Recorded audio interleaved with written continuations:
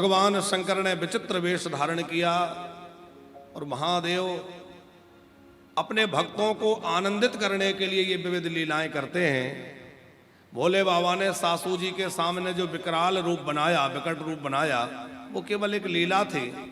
वस्तुतः भगवान शंकर बड़े सौम्य, बड़े सुंदर और बड़े ही दिव्य हैं, पर भगवान महादेव कभी कभी ऐसा विकट रूप धारण कर लेते हैं। और जो भूत प्रेतों की कथा हम कल सुन रहे थे, तो नरेंद्र सिंह जी, वो भूत प्रेत भी वो भूत प्रेत नहीं है कि जो बुरे कर्म करने के बाद भूत प्रेत की योनि में चले जाते हैं, जैसे धुंधकारी भूत बन गया, वैसे भूत शिव जी के गण नहीं है, क्योंकि वो पापी जीव शिव जी के पास क्या जाएंगे। ये तो भगवान शंकर के अत्यंत प्रिय शिव भक्त संत महापुरुष हैं, जो विविध भेष धारण करके भगवान शंकर की सेवा में शिव जी को प्रसन्न करने के लिए रहते हैं। ये सब संत महापुरुष हैं, विविध भेष में भगवान शिव की सेवा करते हैं। मुनियों ने विवाह की सुंदर विधि संपन्न कराई, विधिवत गौरा और शिव का विवाह संपन्न हुआ और विदा का अवसर आया। हिमालय राज ने, मैना ने अपनी बेटी को सुंदर शिक्षा दी और समझाकर कहा, बेटी जाकर के सदा सर्वदा शिव के चरणों की, माने अपने पति के चरणों की सेवा करना, क्योंकि नारी के लिए और कोई धर्म नहीं है, नारी के लिए विशेष धर्म है पातिव्रत धर्म। कि करहु सदा शंकर पद पूजा, नारी धर्मोपति देव दूजा। मैना महारानी पार्वती जी को बड़ी सुंदर शिक्षा दे रही है, बेटी नारी यदि बहुत धर्मों का पालन न कर पाए, अनुष्ठान न कर पाए, कोई चिंता की बात नहीं है। नारी यज्ञ न कर पाए, तीर्थ न कर पाए, जप तप न कर पाए, पर वह अपने पातिव्रत धर्म का ठीक से निर्वाह कर ले। उसने सारे यज्ञ कर लिए, उसने सारे दान कर लिए, उसने सारे तीर्थ कर लिए। बार बार भगवान शंकर के चरणों में प्रणाम करके मैना महारानी कह रही हैं, नाथ उमा मम प्राण समो ग्रह किंकरी करे हो, क्षमहु सकल अपराध अब होहि प्रसन्न वर दे।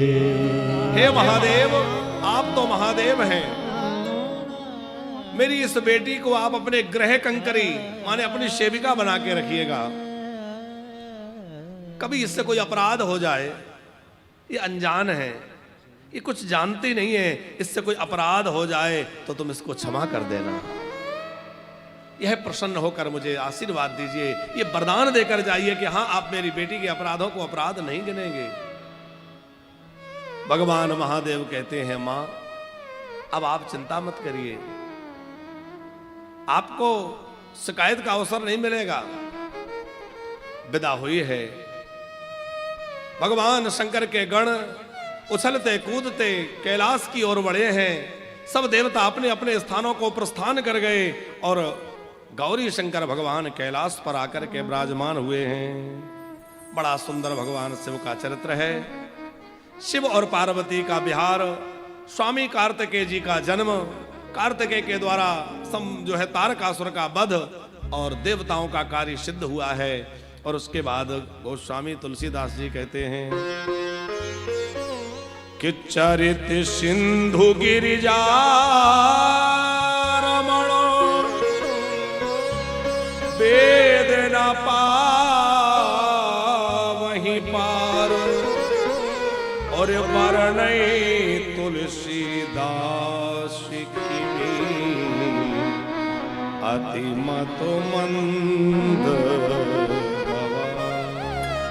गोस्वामी जी कहते हैं भगवान शंकर के चरित्र तो अद्भुत हैं, और मैं तो छोटी बुद्धि का व्यक्ति, मैं भगवान शिव के चरित्रों को क्या कहूं। महादेव के चरित्र तो अद्भुत हैं।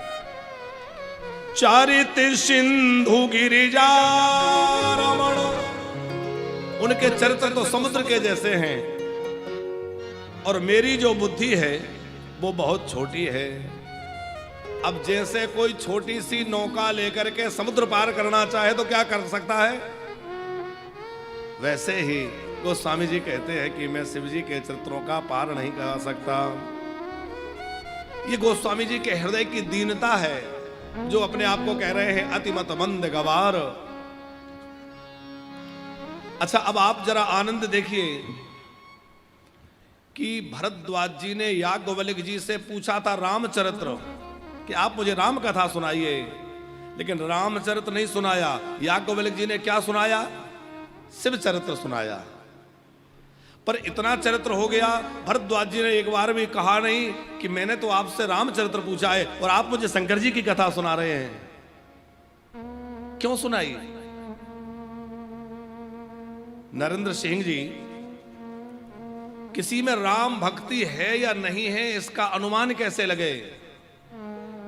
बोले जिसका भगवान शंकर के चरणों में प्रेम नहीं है वो जीवन में क्या स्वप्न में राम भक्त नहीं हो सकता। जिसका शिव जी के चरणों में प्रेम नहीं है वो राम भक्त हो ही नहीं सकता, वो कृष्ण भक्त नहीं हो सकता। और जिसका राम के चरणों में प्रेम नहीं है वो शिव भक्त नहीं हो सकता। बिनु छल बेश्व नाथ पद ने हो, बिनु छल नाथ पद ने राम भगत कर लक्षण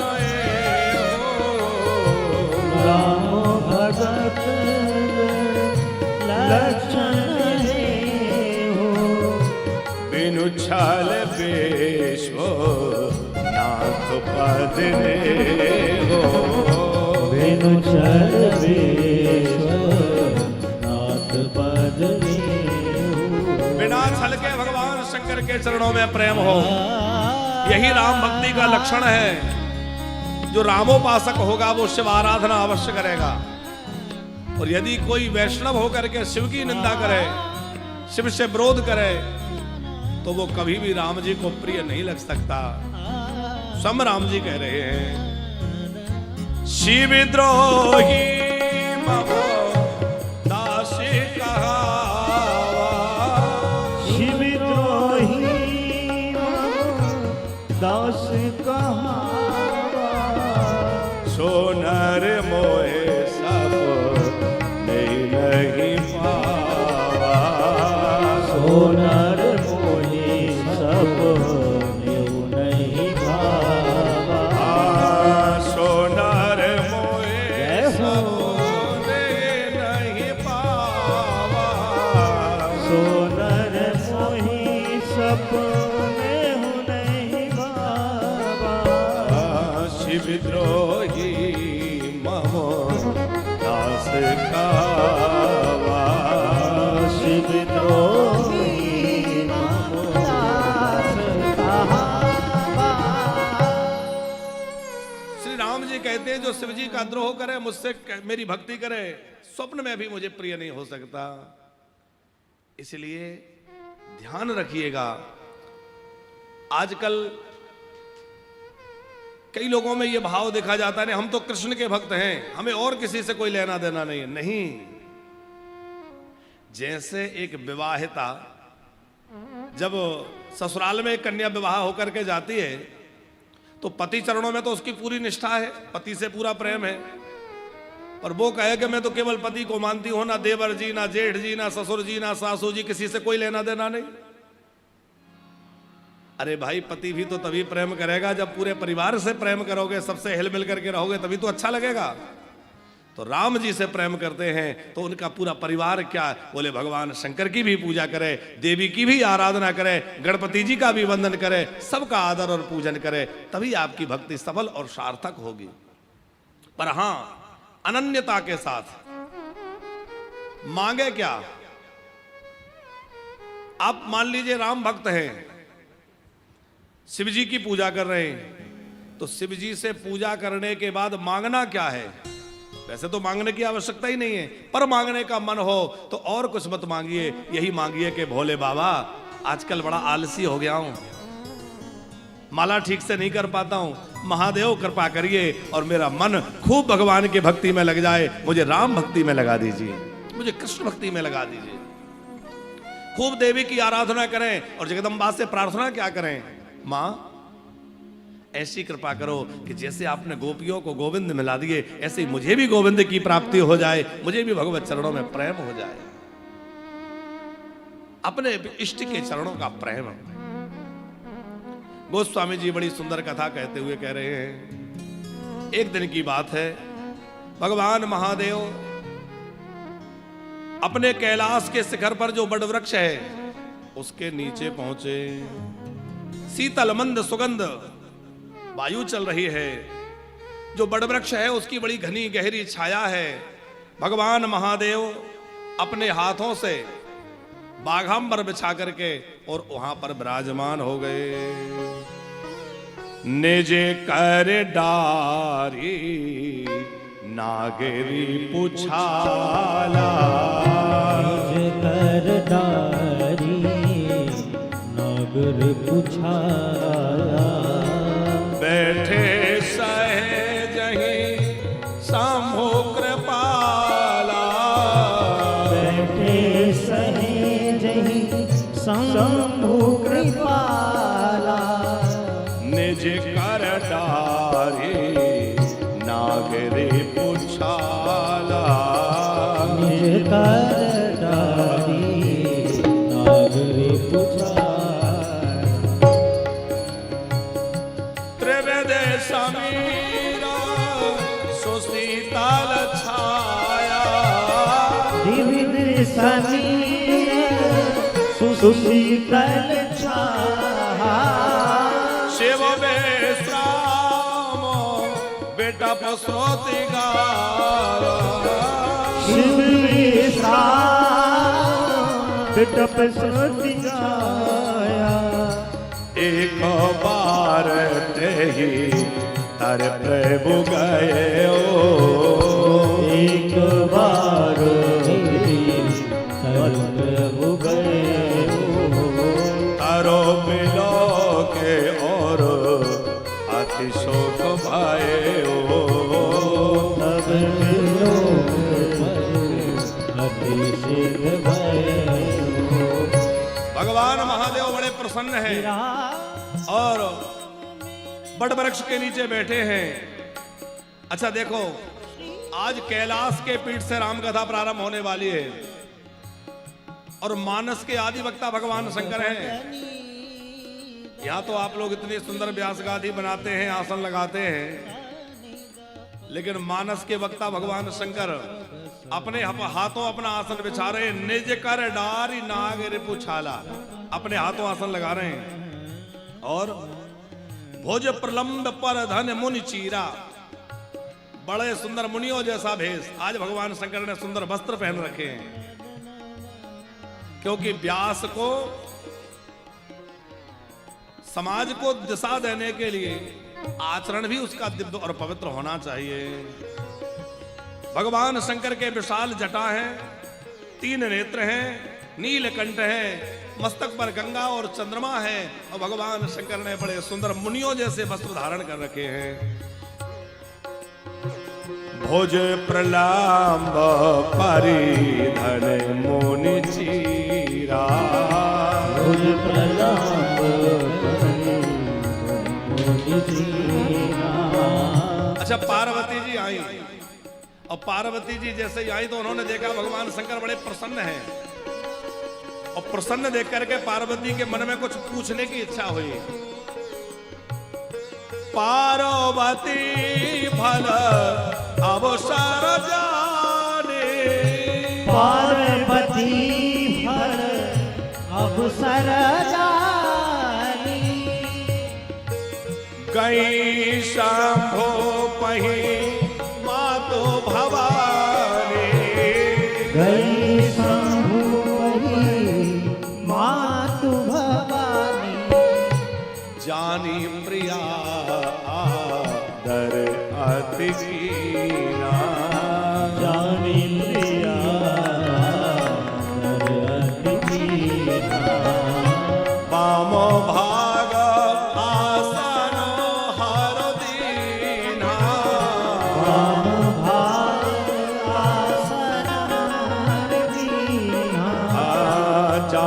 प्रिया आदर कीना।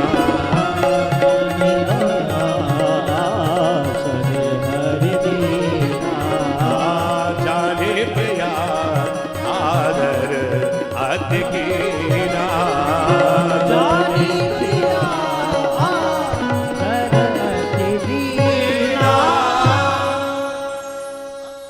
अच्छा, पार्वती जी से सीखिए, पत्नी को पति से कोई बात कहनी हो तो कब कहे।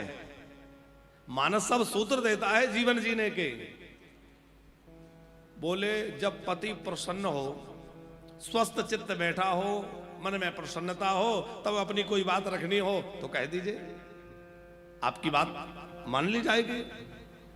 और पति हारा थका ऑफिस से लौट के आया है, अब पता नहीं किसकी डांट सुन के आया है कि झगड़ के आया है कि कैसे आया है, और आते से ही आपने शुरुआत कर दी, तो घर में महाभारत होगा कि नहीं।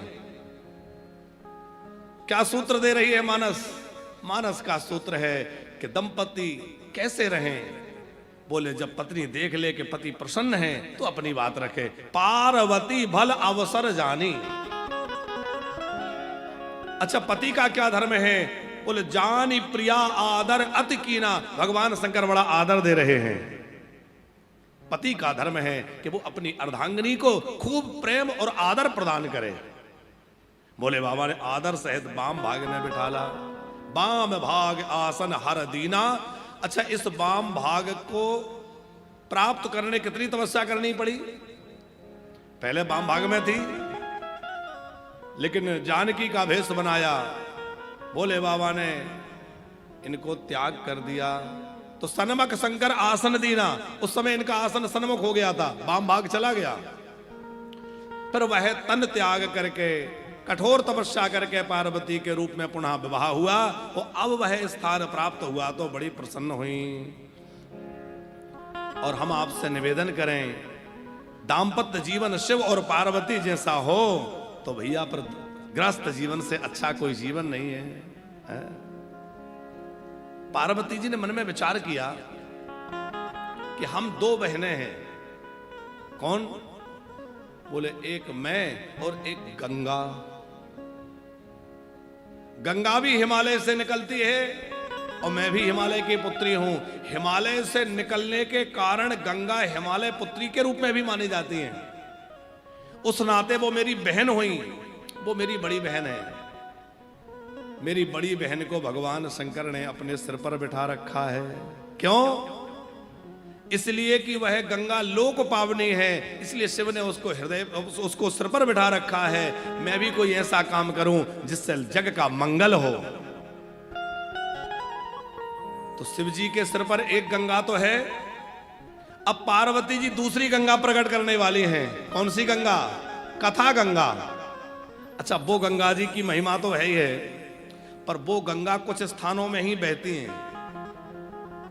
जहां बहती है वही है। यदि किसी को गोता लगाना है तो वहां जाना पड़ेगा। हरिद्वार जाइए, प्रयागराज जाइए, काशी जाइए, तभी गंगा जी मिलेंगे। अब आप चाहें कि हमारे नर्मदापुरम में तो वहां नर्मदा जी तो हैं, पर सोचे कि गंगा जी आ जाए तो गंगा जी के पास तो जाना पड़ेगा। लेकिन ये जो गंगा है, ये तो चलती फिरती ऐसी गंगा है कि जो जहां कहता है वहीं ये गंगा जी पहुंच जाती हैं और वहीं बह करके उसका कल्याण करने लग जाती हैं।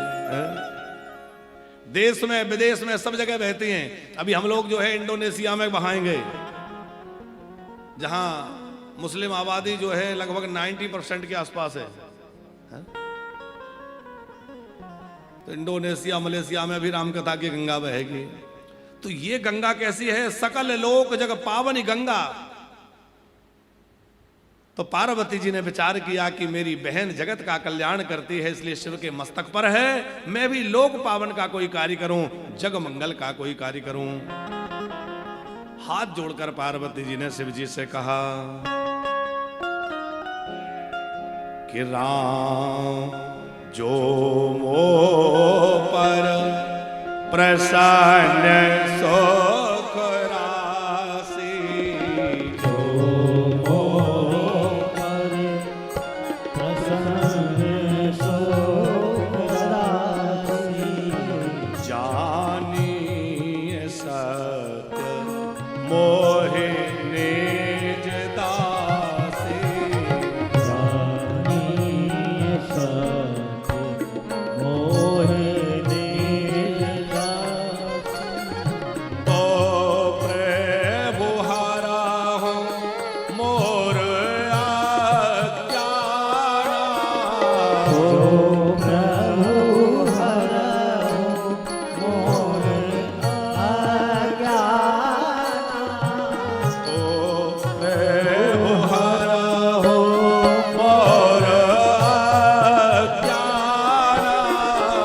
जो प्रभु हरहु मोर अज्ञाना कहे रघुनाथ कथा वेधिना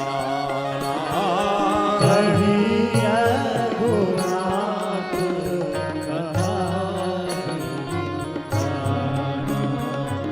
पार्वती जी कह रही हैं कि देखो पहली बार तो मेरे मन में संशय था और अब मैं संशय के कारण नहीं पूछ रही हूं, अब मैं श्रद्धा के कारण पूछ रही हूं।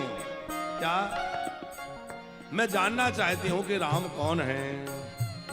यदि आप मुझे पर प्रसन्न हैं राजपूत जी, इसका भाव यह है कि यदि आपने सचमुच मुझे क्षमा कर दिया, मुझसे अपराध हुआ था, आपने मेरा परित्याग किया था, यदि आपने सचमुच मुझे क्षमा कर दिया, मुझ पर प्रसन्न है और मुझे अपनी दासी स्वीकार कर लिया, तो प्रभु मरहु मोर अज्ञाना, अब मेरे अज्ञान का निवारण करिए।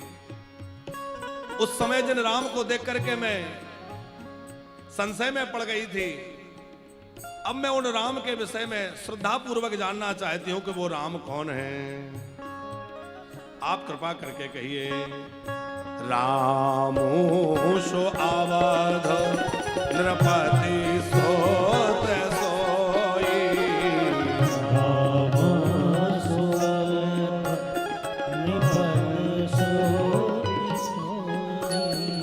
की आज आगोन अलख गति कोई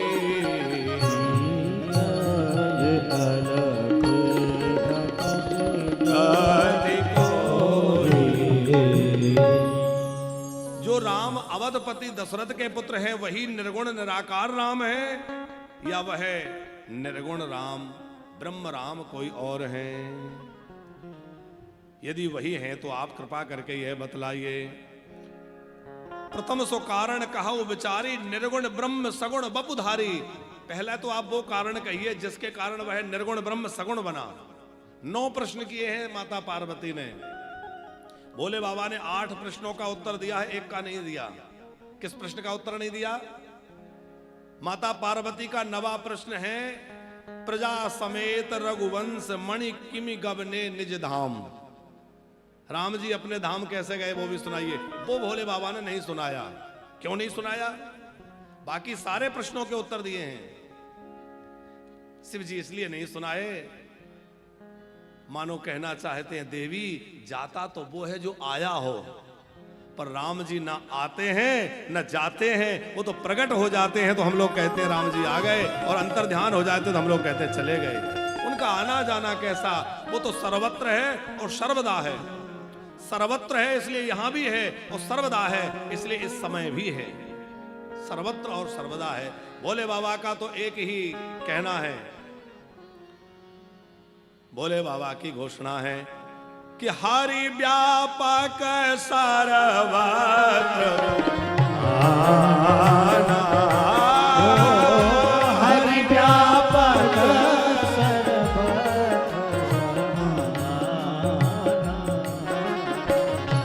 प्रेमोद्य प्रगट हो ही में जाना। प्रेमोद्य प्रगट होई में जाना। हरि व्यापक सर्वत्र समाना। हरि व्यापक सर्वत्र समाना। प्रेमोद्य प्रगट हो ही में जाना। प्रेमोद्य प्रगट होई में जाना। हरि तो सर्वत्र व्याप्त है। अच्छा समाना, नरेंद्र सिंह जी, ऐसा नहीं कि यहां कम है वहां ज्यादा है, या यहां ज्यादा है वहां कम है, ऐसा नहीं है। भोले बाबा कह रहे हैं समाना। अब प्रश्न खड़ा होता है कि जब सर्वत्र समान है तो फिर मंदिर में ही क्यों जाएं? ऐसे समझिए, जब हम मंदिर में खड़े होते हैं और कोई झूठ बोल रहा हो, कुछ गलत कर रहा हो, तो हम क्या कहते हैं? अरे भैया यहां तो ऐसा काम मत करो, कम से कम भगवान के सामने खड़े हो। अरे भैया मंदिर में तो झूठ मत बोलो। अरे भैया कम से कम भगवान के सामने तो ऐसा मत करो। बोलते हैं कि नहीं? क्योंकि हमें ऐसा लगता है कि यहाँ भगवान है, और जैसा हमें मंदिर में अनुभव हो रहा है कि भगवान है, वैसा हर जगह अनुभव होने लगे भगवान है, तो फिर मंदिर जाने की भी आवश्यकता नहीं रह जाएगी। हरि व्यापक सर्वत्र माना। हरि व्यापक सर्वत्र समान। प्रेमोते प्रगट होई में जाना। प्रेम से प्रगट होई में जाना। माता पार्वती ने 9 प्रश्न किए। प्रथम सो कारण कहो विचारे निर्गुण ब्रह्म सगुण वरधाम बपुधारी। पहला कारण तो आप ये कहिए कि वो निर्गुण सगुण क्यों बना। बाल चरित्र, पहले तो आप उनके अवतार की कथा कहिए, उनके बाल चरित्र कहिए, उनके विवाह की लीला कहिए, उनका वनवास क्यों हुआ और किस प्रकार उन्होंने रावण को मारा, आदि आदि प्रश्न किए। भगवान शंकर ने बड़ा सुंदर मंगलाचरण किया। मंगल भवन अमंगल हारी द्रभौ सो दशरथ अजर विहारी। खूब प्यारा मंगलाचरण भोले बाबा ने किया। और थोड़ा भगवान शंकर ने यहां माता पार्वती को पहले तो धन्यवाद दिया। देवी तुम धन्य हो, आज मैं तुम्हारा उपकारी हूं, तुम्हारा ऋणी हो गया हूं। क्यों? बोले देवी तुमने मेरे ऊपर कृपा कर दी। पार्वती जी बोली कृपा क्या कर दी? बोले तुमने मुझसे भगवान के चरित्र पूछे, भगवान की कथा पूछी, और जो भगवान की कथा गाने का अवसर दे उसकी कृपा है। तो ये शंकर जी की बात मान के कह रहे हैं नरेंद्र सिंह जी, आपकी कृपा है तो हम कथा गा रहे हैं। अरे हम थोड़े कह रहे, भोले बाबा कह रहे हैं। देखो वक्ता की विशेषता नहीं है, श्रोताओं की विशेषता है। और एक और आपको बात बतावें, किसी किसी जगह कथा का रस बहुत अच्छा जमता है, कहीं कहीं हमारे लाख प्रयास करने पर भी कथा का भाव नहीं बनता। कई बार ऐसा होता है, खूब बढ़िया साउंड है, बहुत बढ़िया संगीत लगा है, बहुत बढ़िया व्यवस्था जमी है, उसके बावजूद मेहनत कर करके रह जाओ, कथा का भाव नहीं जमता। और कभी कभी ये होता है कि बहुत ज्यादा सुविधा व्यवस्था चाहे ना भी हो, बहुत आनंद आता। कारण क्या है? वक्ता तो वही है, लेकिन श्रोता बदल जाते हैं, और श्रोताओं की जिज्ञासा से कथा प्रकट होती है। श्रोताओं का भाव, श्रोताओं का प्रेम, श्रोताओं की लगन, वो कथा निकलवाती है, और फिर अपने आप जाने कहां से कथा निकलती चली जाती है। तो ये तो वृंदावन है प्यारे। यहां तो व्यास में बैठा कोई दिखे, लेकिन ना जाने उसके अंदर आकर के कौन दिव्य महापुरुष आकर के कुछ सुना के चला जाए, कौन आकर के क्या कह जाए, कुछ पता नहीं है। तो हमारे नरेंद्र सिंह जी तो बड़े रसिक श्रोता हैं, और ऐसे रसिक श्रोता तो बड़े मुश्किल से उपलब्ध होते हैं। भोले बाबा कह रहे हैं, धन्य धन्य गिरिराज कुमारी, धन्य धन्य गिरिराज कुमारी। तुम समान नहीं को उपकारी, तुम समान नहीं को उपकारी। पूछे हो राघोपति कथा प्रसंग, पूछे हो रघुपति कथा प्रसंग। सकल लोक जग पावन गंगा, सकल लोक जग पावन गंगा। सकल लोक जग पावन गंगा, सकल लोक जग पावन गंगा। सकल लोक जग, सकल लोक जग, सकल लोक जग पावन गंगा। देवी तुमने तो सकल लोग जग पावनी गंगा प्रकट करने की व्यवस्था कर दी। धन्य धन्य गिरिराज कुमारी। आज कह रहे हैं गिरिराज कुमारी क्योंकि तुम बन गई थी दक्ष कुमारी, और दक्ष बेटी दक्ष की पुत्री बनी तो तुमने राम के ऊपर संशय किया, और आज गिरिराज, गिरि माने पर्वत, पर्वत की तरह अटल तुम्हारी श्रद्धा। अच्छा, पर्वत को कोई चाहे जितना हिलाना डगाना चाहे पर्वत हिलेगा? बोले तुम्हारे पर्वत के जैसी श्रद्धा आज प्रकट वही है। हे गिरिराज कुमारी सुनो, जिसने अपने कानों से भगवान की कथा नहीं सुनी उसके कान कैसे हैं? उसके कान सर्प के रहने वाले बिल के जैसे हैं, जैसे जिन बिलों में सर्प रहते हैं उनकी तरह हैं। और हमारे भी कान रूपी बिलों में विषय रूपी सर्प घुस गए हैं, और इन विषय रूपी सर्पों को निकालना है तो क्या उपाय है? अरे बिल में सर्प चला जाए और निकालना हो तो क्या करें? बोले पानी डालो, पानी से झटपटा के सर्प भागेगा। तो जैसे पानी डालने से गड्ढे में छुपा हुआ सर्प निकल के भाग जाता है, वैसे ही हमारे अंदर जो विकार छुपे हुए हैं, कानों से भगवान की कथा डालेंगे तो निकल निकल के सब भाग जाएंगे। इसलिए खूब कानों से भगवान की कथा डालते रहो, डालते रहो, डालते रहो।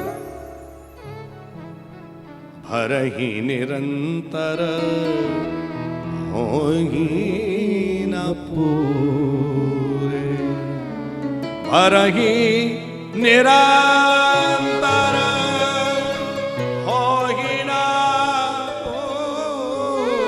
पूरे, होहि न पूरे। भरहि निरंतर होहि न पूरे, जो निरंतर कथा सुनता रहे पर कभी मन भरता ही नहीं। हमारे आनंद जी जैसे, पीछे हमारे आनंद जी बैठे हैं, इतनी कथा सुनते हैं हमें लगता है शायद कोई कथा कभी छोड़ते हो। नरेंद्र सिंह जी भी कोई कथा नहीं छोड़ते, पर कभी मन भरता ही नहीं। अच्छा, नरेंद्र सिंह जी जिनकी कथाओं में श्रद्धा नहीं होती उन्हें लगता है अरे वो ही महाराज जी, वो ही कथा कितनी बार सुने, सुन तो लिया, लेकिन जो रसिक है उसको हर बार नया रस मिलता है। अच्छा, आप इतनी बार कथा सुन चुके, कभी आपको ऐसा लगा कि कथा तो वही है कि हर बार कुछ नया लगा? हर बार कुछ नया मिलता है कि नहीं जी?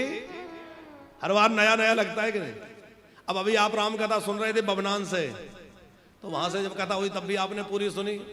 अब यहां कथा हो रही है, कुछ ना कुछ नवीनता की कथा है साहब। जैसे गंगा जी हैं तो बहुत पुरानी, और उनमें जो जल आ रहा है वो हर समय नया है।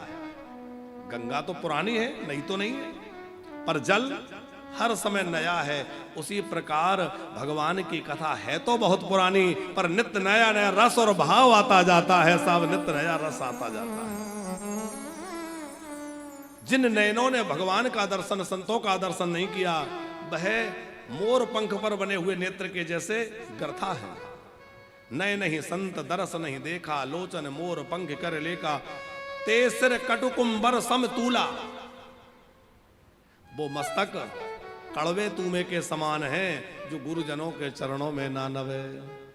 जो मस्तक भगवान के चरणों में, गुरु के चरणों में नहीं झुक जाता, वो मस्तक कड़वा तूमा है, उसकी तरह है। एक संत बड़ी अच्छी बात कह रहे थे कि गुरु बनाना कई तरह से तो आवश्यक है ही, पर एक कारण उसका ये भी है गुरु बनाने का कि हमारा अहंकार किसी के चरणों में जाके समर्पित हो गया। हमने अपने से किसी को श्रेष्ठ मान लिया और हमने अपना समर्पण उनके चरणों में कर दिया, तो हमारा अहंकार उनके चरणों में जाके समर्पित हो जाएगा। अहंकार वहां जाके मिट जाएगा, क्योंकि हमने उनको गुरु मान लिया, अपने आप को लघु मान लिया। जो नहीं करहि राम गुण गाना, और जी है सो दादुर जी है समाना। जो अपनी जिह्वा से राम राम नहीं गाता, भगवान नाम नहीं गाता, उसकी जिह्वा कैसी है? बोले उसकी जिह्वा तो भैया दादुर माने होता है मेढक। कि जर जाए जिभ्या पापिनी राम के बिना, जर जाए जिभ्या पापिनी राम के जिभ्या पापिनी राम के बिना।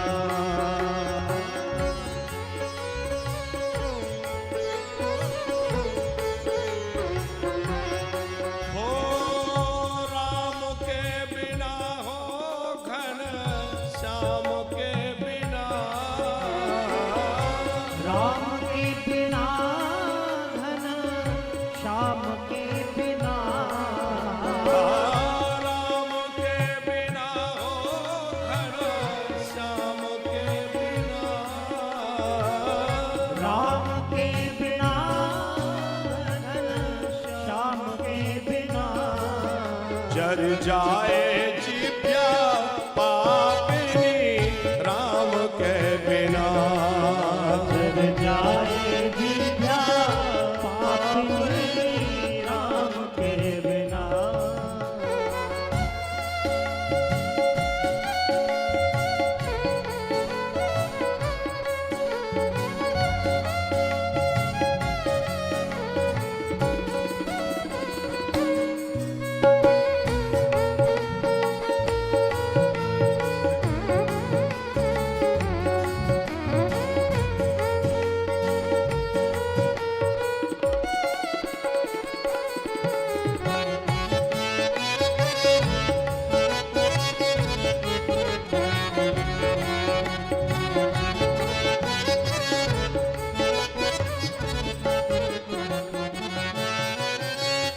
राम के बिना, हो घन श्याम के बिना, राम के बिना हो घन श्याम के बिना, जर जाए जिभ्या पापिनी राम के बिना, जर जाए जिभ्या पापिनी राम के बिना। हर विप्र ज्ञान बिन, क्षत्रियान बिन, घर संतान बिना, संतान बिना, घर संतान बिना, हो देह प्राण बिन, हाथ दान बिन, भोजन मान बिना, भोजन मान बिना, भोजन मान बिना, व्यर्थ भ्रमण भाषण सब चिंतन, हो एक हरि नाम बिना, जर जाए जिभ्या पापिनी राम के बिना, जर जाए जिभ्या पापिनी राम के बिना।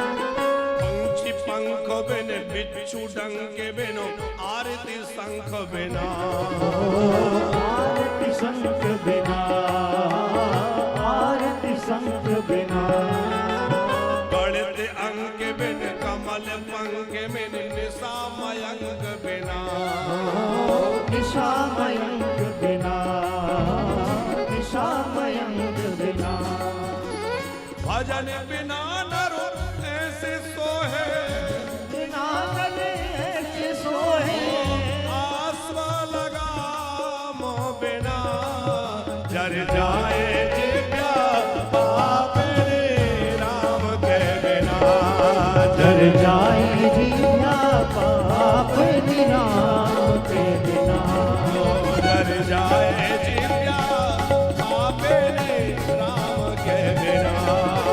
जल जाए जीवा पाप राम के बिना। हो राम के बिना हो घर श्याम के बिना, राम के बिना श्याम के बिना, जल जाए जीव्या पापे राम के बिना जल जाए जीवा पाप राम के बिना। जल जाए जीव्या पापे राम के बिना, जल जाए जीवा पाप राम के बिना। भैया हमारी जिह्वा पर यदि भगवान नाम नहीं है तो ऐसी जिह्वा बेकार है। भगवान शंकर कह रहे हैं जो नहीं करही राम गुण गाना, जी है सो दादुर जी है समाना। दादुर माने होता है मेंढक।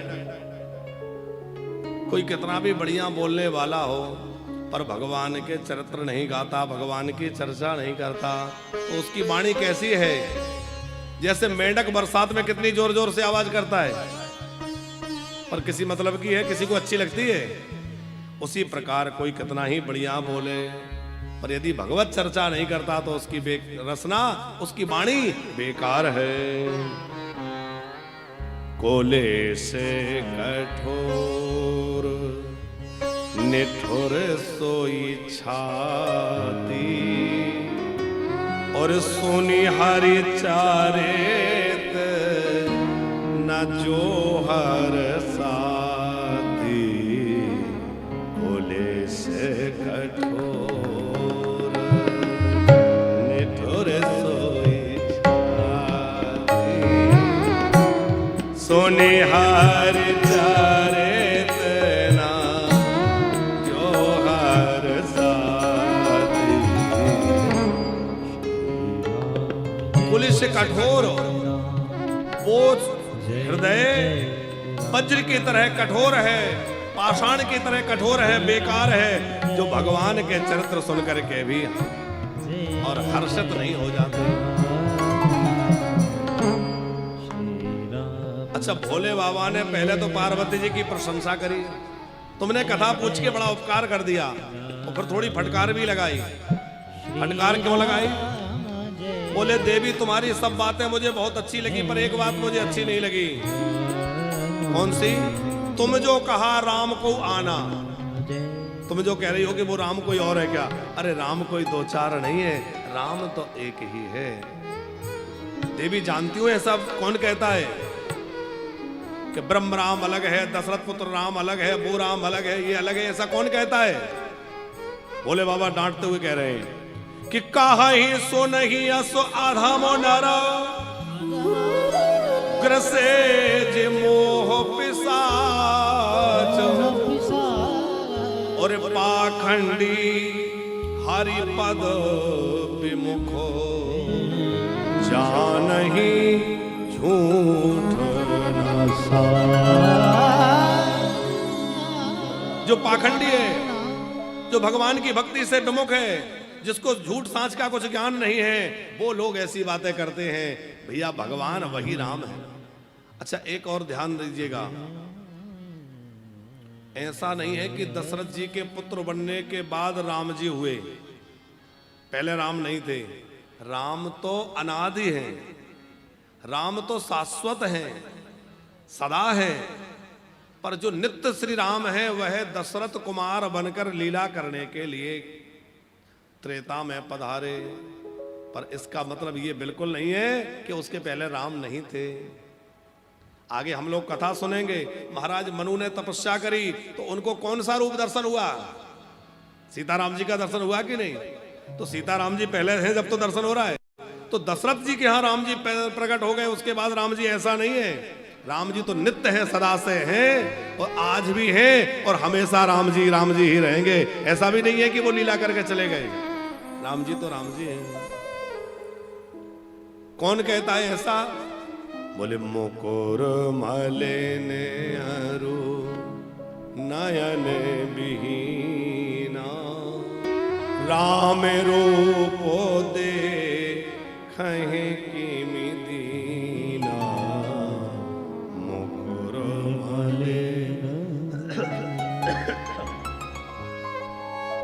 गोस्वामी जी कह रहे हैं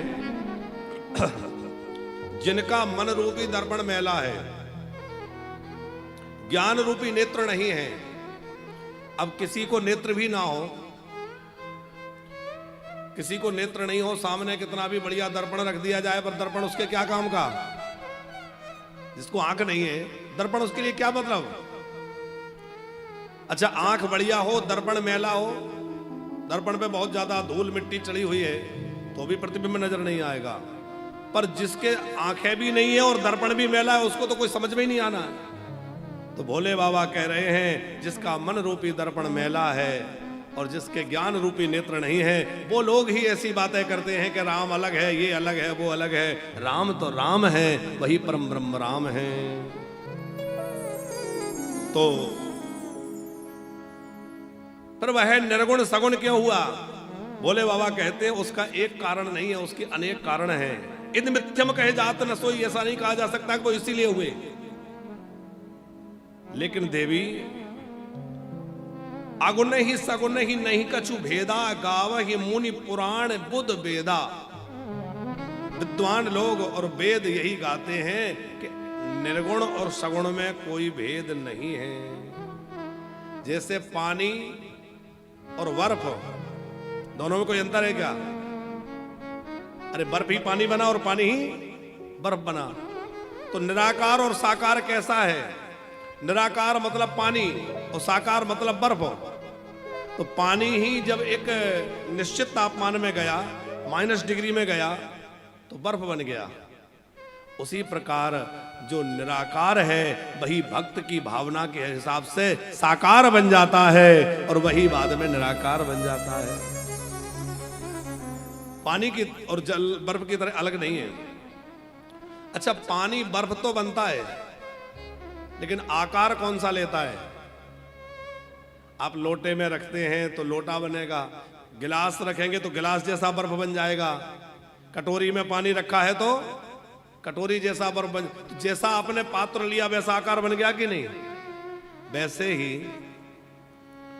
भगवान कैसा रूप धारण करते हैं, उनका रूप कैसा है? बोले जैसी भक्त की भावना होती है भगवान वैसा आकार ले लेते हैं। है तो निराकार और भक्त की भावना के अनुरूप तदाकार हो जाते हैं। न निराकार हूं न साकार हूं मैं, और भक्त की भावना का तदाकार हूं मैं। जैसी भक्त भावना करता है वैसा रूप भगवान धारण कर लेते हैं। जो गुण रहित सगुण सोई कैसे, जल हिम उपल बिलग नहीं जैसे। सर्वत्र वह व्याप्त है, व्यापक ब्रह्म है, पर वह भक्तों के लिए साकार बन के आ जाता है। क्यों आ जाता है? बोले उसके कई कारण हैं। पहले तो ब्रह्म के स्वरूप का भगवान शंकर ने निरूपण किया है। ब्रह्म कैसा है? बोले देवी वो ब्रह्म ऐसा है, बिनु पद चलई सुनई, बिनु काना कर बिनु कर्म करई विधि नाना। वो बिना पैर के चलता है। पूर्वी श्रीराधे पूर्वी लगाना, बिना पद के चलता है, बिना हाथों के सब काम करता है। बिनु पद चालाय सोरय, बिनु काना, बिनु पद चलय सुनय, बिनु काना, बिनु पद चालाय सोरय, बिनु काना, बिनु पद चलय सुनय, बिनु काना, कर बिनु कर्म करय विधि नाना, कर बिनु कर्म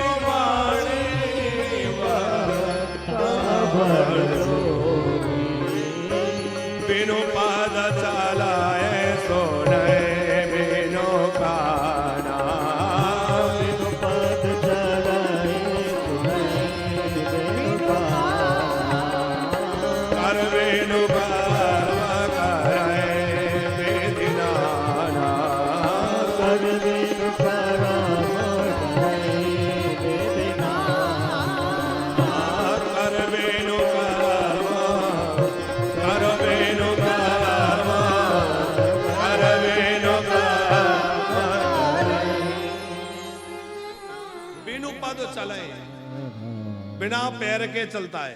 अच्छा, पद माने पैर तो होता ही है, पद माने पोस्ट भी होता है। भगवान बिना पद के किसी पद पर नहीं बैठे, पर सब करते हैं। आजकल लोग कहते हैं बस एक बार मौका दीजिए, फिर हम खूब सेवा करेंगे, और बाद में कितनी सेवा होती है सबको पता है। तो भगवान किसी पद विशेष पर नहीं बैठे, पर बिनु पद चले, बिना पद पे बैठे ही सब कुछ कर रहे हैं। करई बिनु कर बिनु कर्म करई विधि नाना, बिना हाथ के सब काम कर रहे हैं। अच्छा, कर्माने हाथ भी होता है और कर्माने टैक्स भी होता है। भगवान बिना हाथों के सब क्रिया कर रहे हैं। और राम किशन जी बिना हाथों के काम कर रहे हैं, ये तो है, पर बिना टैक्स के। हम लोग बिजली की बत्ती जलाते हैं, बिल आता है, पानी लेते हैं, बिल आता है, और कोई वस्तु लेंगे बिल आएगा। लेकिन भगवान ने इतनी व्यवस्था दे रखी है, कभी बिल भेजते हैं कि रोज सूर्य नारायण उजाला दे रहे हैं, इतना ऊर्जा दे रहे हैं तो बिल भरो, पीने के लिए पानी बिल जमा करो, किसी भी चीज का बिल आ रहा है। अच्छा, एक बात विचार करके बताइए कि हमें कोई एक गिलास पानी पिलाता है तो कोई सभ्य व्यक्ति होगा तो पानी पिलाने वाले को क्या बोलेगा? थैंक यू बोलते हैं कि नहीं? और थैंक यू ना बोले तो अरे बोले बताओ, इतना भी शिष्टाचार नहीं है कि बच्चे ने पानी दिया वो उसको थैंक यू भी नहीं कह पा रहे। तो एक गिलास पानी देने वाले को तो थैंक यू बोलते हो, पर जिसने पीने के लिए नदियां भर दी, इतनी व्यवस्था कर दी, क्या कभी उसको थैंक यू बोलने का मन नहीं होता? आप मत करो पूजा, आपको लगता है पूजा नहीं करना, मत करो, पर जो खा रहे हो, जो उपभोग कर रहे हो प्रकृति के द्वारा प्रदत्त उन पदार्थों का, तो कम से कम धन्यवाद तो किया करो। और वो धन्यवाद ही इबादत कहलाती है, वही प्रार्थना कहलाती है। साहब, कम से कम शाम को घंटे, आधे घंटे, 10 मिनट बैठकर उसको धन्यवाद तो कहो। सूर्य नारायण भगवान को सवेरे उठ के प्रणाम कर लो। अरे आप बिल नहीं दे सकते, हम आप क्या देंगे? कम से कम प्रणाम कर लें, एक लोटा जल चढ़ा दें। अच्छा, आप विचार करिए, भगवान ने हमारे जीवन में जो वस्तु जितनी अधिक आवश्यक है उतनी अधिक सस्ती बनाई है। हीरा मोती बहुत महंगे हैं, सबको ना मिले तो कोई मर तो नहीं जाएगा। उनसे सस्ता है सोना चांदी। सोना चांदी मिल जाए ठीक है, ना मिले तब भी काम उनसे भी चली जाता है। उससे सस्ता है अनाज, क्योंकि अनाज तो सबको चाहिए। गोस्वामी जी कहते हैं, तुलसी सीता नाथ वो बड़ो गरीब निवाज, और मोतिन को महंगो कियो और सस्तो कियो अनाज। अच्छा, अनाज के बिना भी कोई थोड़े बहुत दिन बिता ले, पर क्या पानी के बिना रह सकता है? पानी और सस्ता है। आजकल भले ही लोग 20 रुपए की बोतल बेचे, पर भगवान ने तो नदियां, तालाब, जो देखो कितना पानी की व्यवस्था कर दी। पानी और सस्ता। अच्छा, पानी के बिना भी थोड़े समय तो कोई रह सकता है, पर बिना श्वास के, बिना हवा के रह सकता है? तो भगवान ने हवा और ज्यादा सुलभ बनाई। बोले जहां जाओगे वही प्राणवायु मिलेगी। अब ये प्राणवायु का महत्व तो तब पता चलता है जब कहीं ऑक्सीजन की कमी हो, जैसे कोरोना में हो गई थी। तो कोरोना काल में जिन लोगों के लिए ऑक्सीजन की आवश्यकता थी और उस समय उपलब्धता नहीं थी, तो क्या स्थिति थी आपने देखा होगा। लोग चाहे जितना पैसा देने तैयार थे, भैया ऑक्सीजन का सिलेंडर मिल जाए। तो प्राणवायु हम लोगों के लिए कितनी आवश्यक है, नहीं तो प्राण नहीं रहेंगे। पर परमात्मा ने वह प्राणवायु निःशुल्क बना सब दे रखी है कि नहीं हम लोगों को। इतना कुछ देने वाले को हम लोग धन्यवाद भी नहीं देना चाहते। अरे कम से कम धन्यवाद तो दिया करो। अच्छा, लोग कहते हैं भगवान ने नहीं बनाया, ये दुनिया अपने आप बन गई। आपको लगता है अपने आप बन सकती है?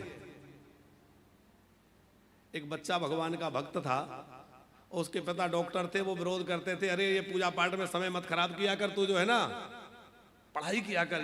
वो पढ़ाई तो करता था, पढ़ने में बहुत अच्छा था, लेकिन उसका मन भगवान के भजन में लगता था। पिताजी डांटते थे। वो कहता कि पिताजी ये सब दुनिया भगवान ने बनाई है, हमें उनका नाम लेना चाहिए, उनका भजन करना चाहिए। तो पिताजी बोले नहीं नहीं, भगवान ने कुछ नहीं बनाया, भगवान कुछ नहीं होता, वो तो सब जो है अणु परमाणु मिलकर के सब अपने आप बन गया। वो बच्चा जो है पेंटिंग बढ़िया करता था। एक दिन उसने कोई बढ़िया सा चित्र बनाया, टेबल पर रखा, वहीं कलर रख दिए, पेंसिल रख दी, और उसके पिता लौटे, उन्होंने देखा, अरे वाह आज तो बड़ा अच्छा चित्र बनाया भाई तुमने, कितना अद्भुत, बहुत अच्छा। बेटा आया, बोले नहीं नहीं पिताजी मैंने नहीं बनाया। तो बोले अपने आप बन गया। पिताजी बोले बेटा अपने आप कैसे बन जाएगा? बोले क्यों नहीं बन सकता? अरे कलम रखी है, कलर रखे हैं, सब रखा है, पेपर रखा ही था, तो चित्र अपने आप क्यों नहीं बन सकता? पिता बोला कि बेटा भले ही कलम दबा सब कुछ रखा रहे, पर जब तक कोई बनाएगा नहीं चित्र बन ही नहीं सकता, मैं कैसे मान लूंगा कि अपने आप बन गया? बेटा बोला यही तो मैं तुमसे कहना चाहता हूं कि इतनी बड़ी दुनिया बिना बनाए कैसे बन गई? जब एक चित्र बिना बनाए नहीं बन सकता, तो इतना बड़ा संसार बिना किसी के बनाए कैसे बन गया? कोई तो होगा जिसने इसको बनाया है। अब चित्र पर से एक बात याद आई तो वो भी आपको सुनाए। एक स्कूल में हमारे जजमान जी तो प्रिंसिपल हैं, तो उनको स्कूल की बात होना चाहिए। तो जजमान जी एक शिक्षक पढ़ा रहे थे, और वो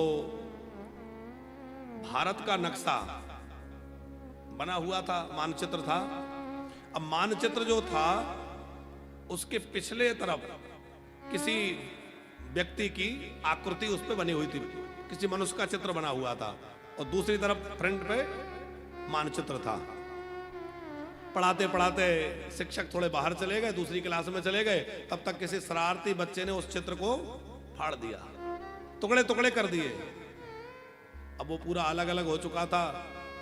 शिक्षक आए तो बहुत नाराज हुए, तुमने ये क्या किया, मानचित्र फाड़ दिया, जोड़ो इसको। तो तमाम लोग जोड़ने का प्रयास कर रहे, पर उसको जोड़े तो कभी कोई प्रदेश कहीं का कहीं लग जाए, कोई कहीं का कहीं हो जाए, वो सही नहीं आ रहा था, छोटे छोटे टुकड़े हो गए। एक बच्चे ने कहा मास्टर जी इसमें पिछली तरफ एक इंसान की आकृति है, हम लोग उसको ठीक करते हैं।